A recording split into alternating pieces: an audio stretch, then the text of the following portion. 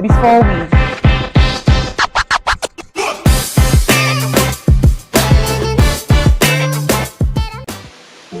Hello everyone, welcome to the Expat Explorer, where we discuss everything employment, the facts, the myth, and everything in between. My name is Mide, your host.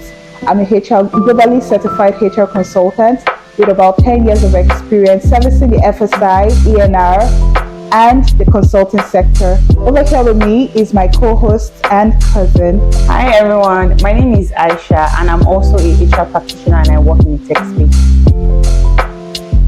So before we get into today's series, we would like to wish every woman here on planet Earth a happy International Women's Day.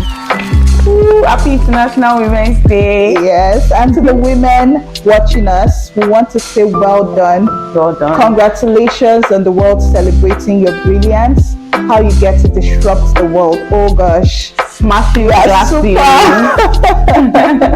You guys are amazing. We are amazing. You are amazing. Yes, happy International Women's Day. So what are we recording today? What are we discussing today? What are we discussing? Because I mean, we're celebrating the women in the world, but we need to introduce this topic to everybody out there. Yep, it's very important. Yeah, so I mean, our viewers, today we're discussing something around recruitment. Yeah. And we're going to be dishing out this recruitment gist in series, in portion.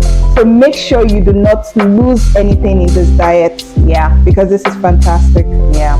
We're starting from the very beginning. I mean, what is it about employment? It's recruiting. Like before you get into the main nitty-gritty of like employing someone, you have to go through like the recruitment process. So we'll be, as Lamida said, we'll be having it in segments, in portion, bite-sized portion, so you get to understand it very well, get to not miss anything. Okay, so Aisha, I just believe that in building JDs, right, a lot of work goes into it, but most people out there don't really understand what happens.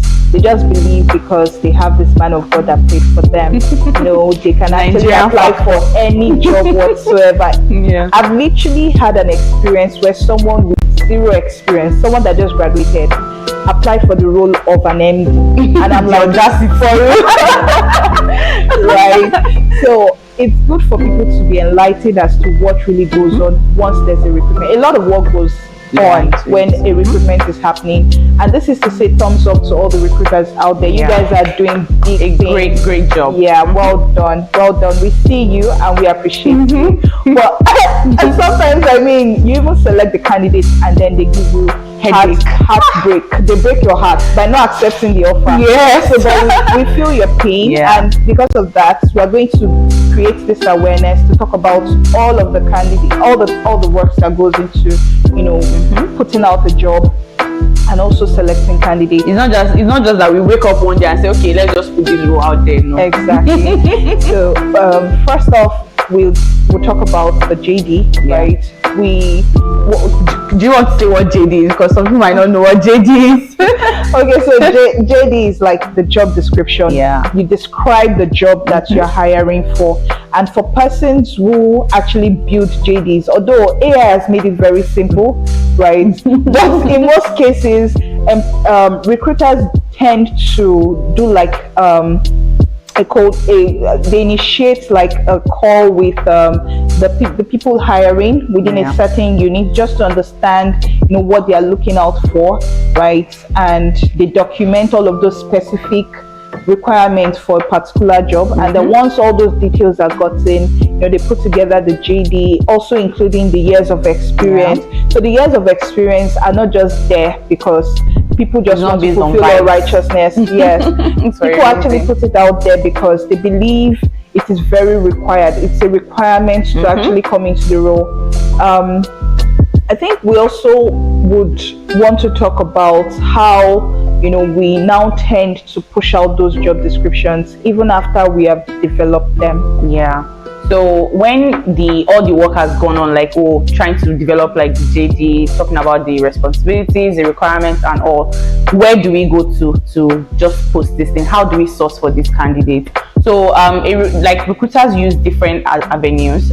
We use job boards, like we go to like platforms such as like LinkedIn, Jobberman, Job Mags, different job boards, even social media. Some recruiters use social media because there are some X, for example. Personally, all these things is based on my own experience, actually, based on our own experience and our own bias. So X, for example, like, is also a good place to source for like candidates. So we use different kinds of job boards, even like leveraging on like communities, and also your circle. Like referrals is a very big thing, because in Nigeria, they say one thing like, who you know matters. Like, it's somebody that knows somebody. Like, if referrals matters a lot. So building like communities, and building like a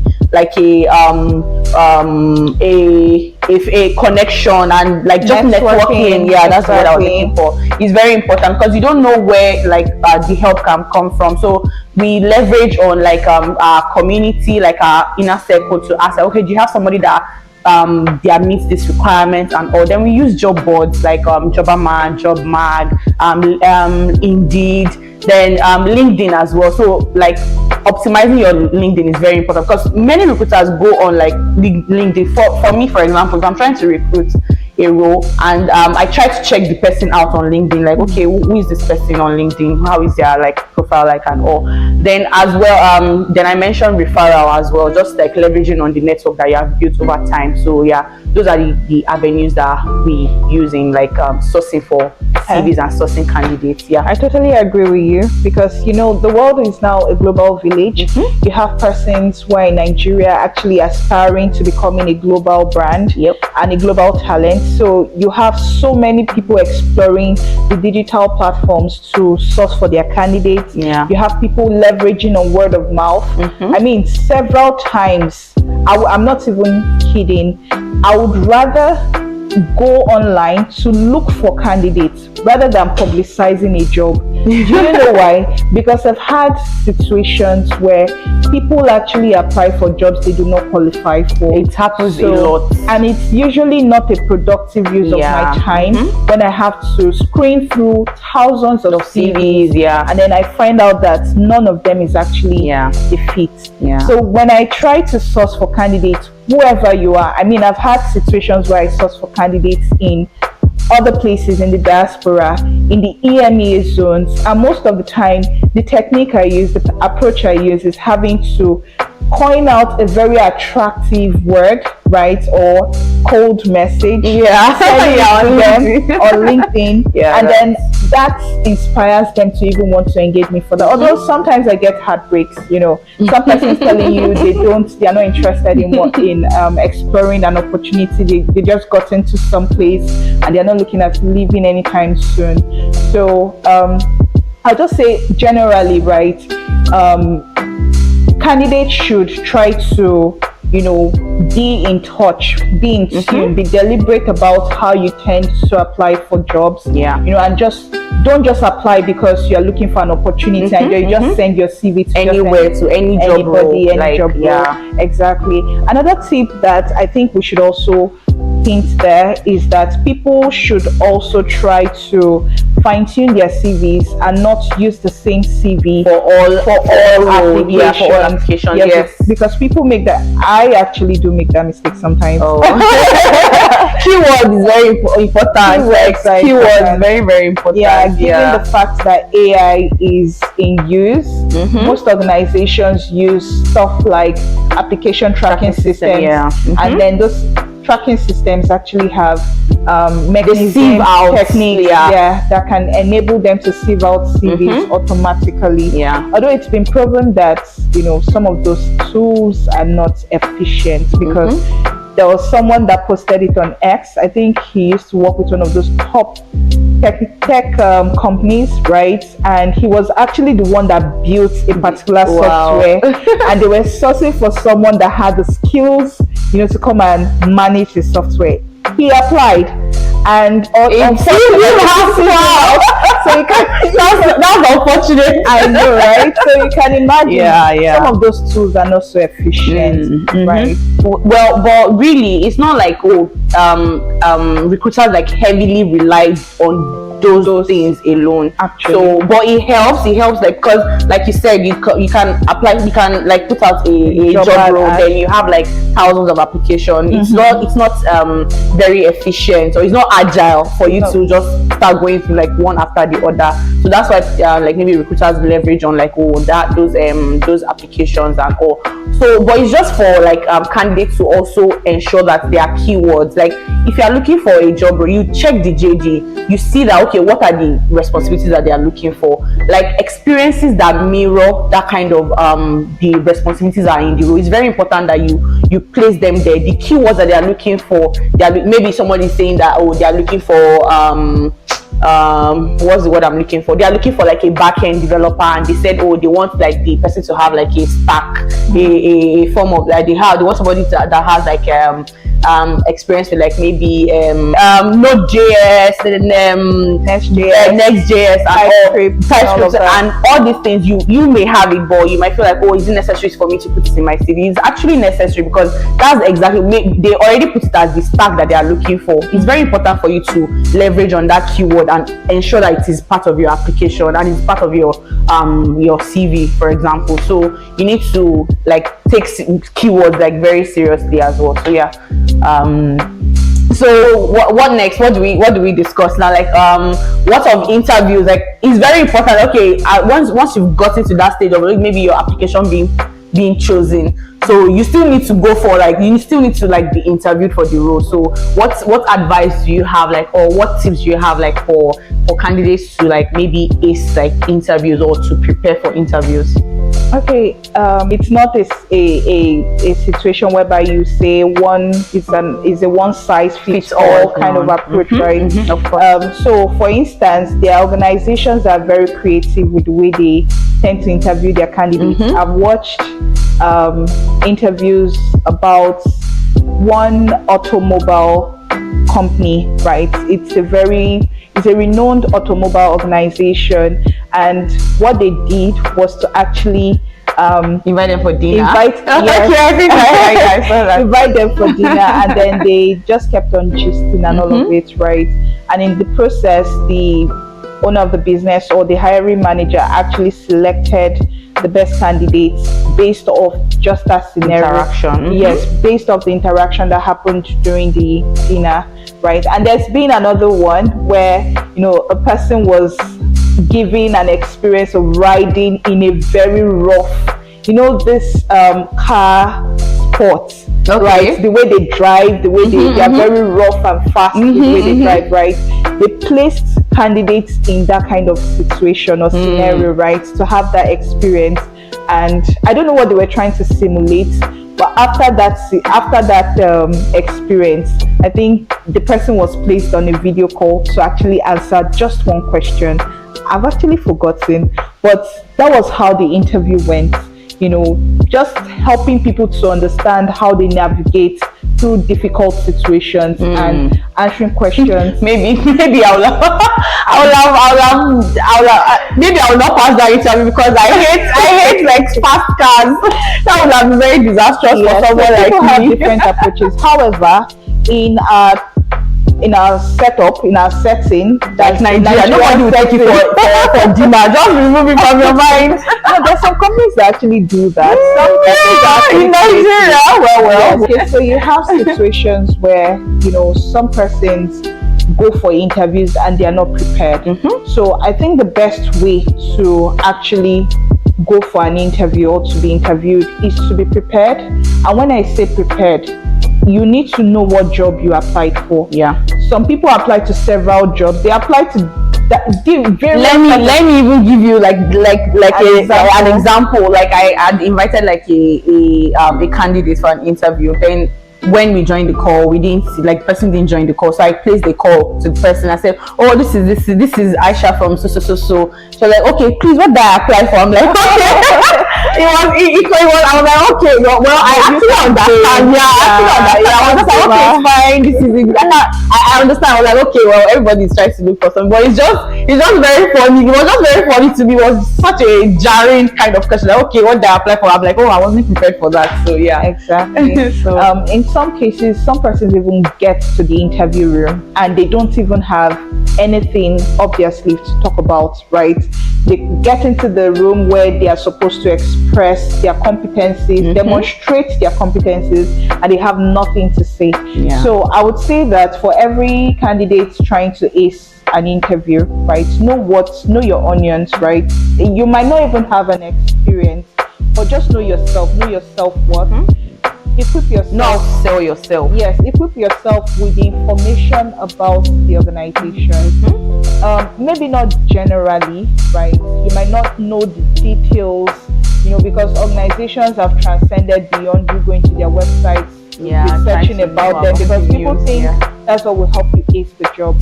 Right now, organizations are all about value, what you're bringing to the table. So if you're going to even go to their website to check anything, you should be checking because you're trying to find a gap. And you're checking to make sure that whatever competence you possess, right, is able to fit into solving that gap. So it is very important to go with that mindset. And when you're at the interview room, when they ask you questions, introduce yourself. Please, this is not a period where you need to start discussing everything about your life. You need to right? There are persons who get to tell you about the number of children they have, the number of wives they are from. Cut all that unnecessary information. Just talk about your academic history. Talk about yourself. I mean, my name is. Talk about your history, like your academics and your skills as it relates to the role, to the job. Right? Yeah. I always tell people, when you want to even talk about all these things, start with a story.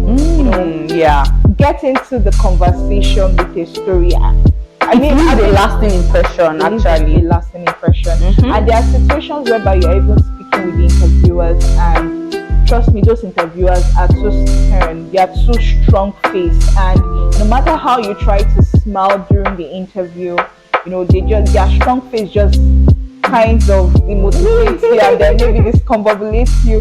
But the best way to go about it is to stay consistent. If you're a smiley person, smile. Keep on smiling all through the interview. Maintain your steeze. Yes, maintain your steeze. Don't think that because everybody's face is very serious, then you have to mirror their own appearance. So you can be yourself. For recruiters, when interviewers are interviewing you, what they want to see is they want to see you shine through. They want to see they're kind of trying to assess the kind of person you are. So put your best foot forward and just be yourself. Just be yourself, really. And know your onions. So it's very important. Be yourself, know your onions, be prepared, be on time. It's very important that you're on time. And even if there are situations where you need to reschedule or you can't make it, communicate it very well, because there are some candidates that just don't show up. Then all of a sudden, after a day, they go, oh, sorry, I missed. I'm like, okay, it was sent to you, we're giving ample notice, and you could have just communicated that you were not able to join. Absolutely. For me, working in the tech space, mostly we recruit remotely.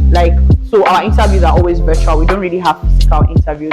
I've had a candidate that joined the call, a video call, and I was like, oh, could you please turn on your video? Then he was like, oh, he wasn't prepared. It rubbed me the wrong way, because I'm like, oh, this is a virtual call. Even if I don't ask you to turn on your video, you should be prepared for anything. It's a possibility that, this person might ask me to turn on my video. I had to give him maybe 10 minutes to go and wear something and all, and it just rubbed me the wrong way. So just be prepared. It's very important that you're prepared.